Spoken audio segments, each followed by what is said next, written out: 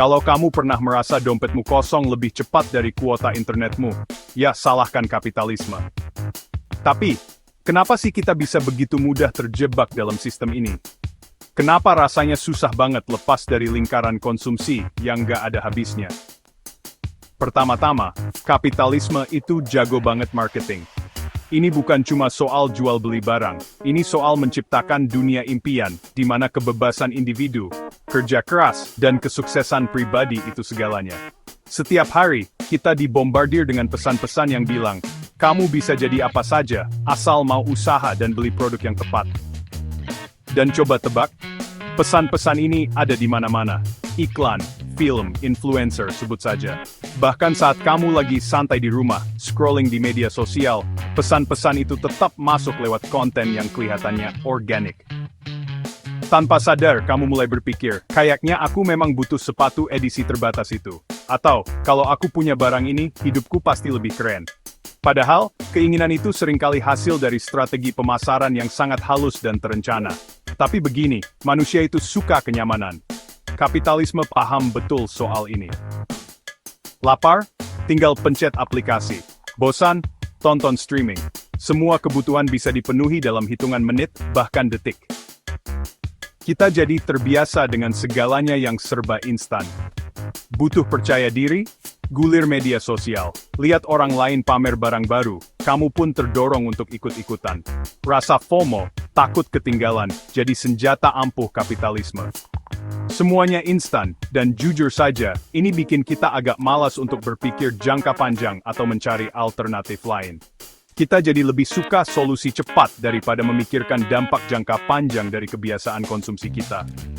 Lagi pula, jujur saja, sekolah jarang mengajari kita untuk mempertanyakan sistem. Kita lebih sering diajari untuk mengikuti aturan, bukan untuk mengkritisi atau mencari tahu kenapa aturan itu ada. Kebanyakan dari kita tumbuh besar cuma menghafal, tidak pernah bertanya, ada cara lain nggak ya untuk melakukan ini?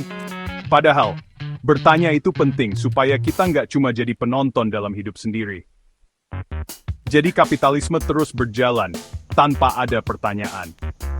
Sistem ini jadi seperti udara, ada di mana-mana, tapi jarang kita sadari atau pertanyakan. Dan setiap kali ada kritik, kapitalisme itu cuma menyesuaikan diri. Sistem ini sangat fleksibel, selalu bisa mengubah wajahnya supaya tetap relevan dan diterima. Tren ramah lingkungan. Jual tas belanja yang bisa dipakai ulang. Isu lingkungan pun dijadikan peluang bisnis baru. Feminisme? Jadikan kampanye iklan. Nilai-nilai yang seharusnya membebaskan, malah dijual kembali ke kita dalam bentuk produk. Keberagaman? Jadikan slogan marketing. Semua hal yang penting, diubah jadi alat promosi. Ini adalah sistem yang mengubah kritik jadi keuntungan. Gila kan? Bahkan, hal-hal yang seharusnya jadi perlawanan, malah jadi bagian dari mesin kapitalisme itu sendiri. Pada akhirnya, mengubah sesuatu itu terasa menakutkan. Kita takut kehilangan kenyamanan, takut dianggap aneh, atau takut gagal. Sistem ini ada di mana-mana, dan jujur saja, kebanyakan orang merasa tidak ada pilihan lain. Seolah-olah, inilah satu-satunya cara hidup yang mungkin. Kita terjebak bergantung pada pasar untuk segalanya. Mulai dari makanan, hiburan, sampai identitas diri, semuanya dijual dan dibeli. Tapi, ini dia kejutan. Semakin banyak orang mulai mempertanyakan, membaca, berbicara, membayangkan sesuatu yang berbeda. Diskusi-diskusi kecil mulai bermunculan, ide-ide alternatif mulai diperbincangkan.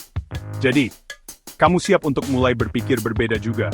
Siapa tahu, perubahan besar dimulai dari pertanyaan kecil yang kamu ajukan hari ini. Suka, bagikan, dan ikuti kalau kamu suka pembahasan mendalam seperti ini. Sampai jumpa lagi.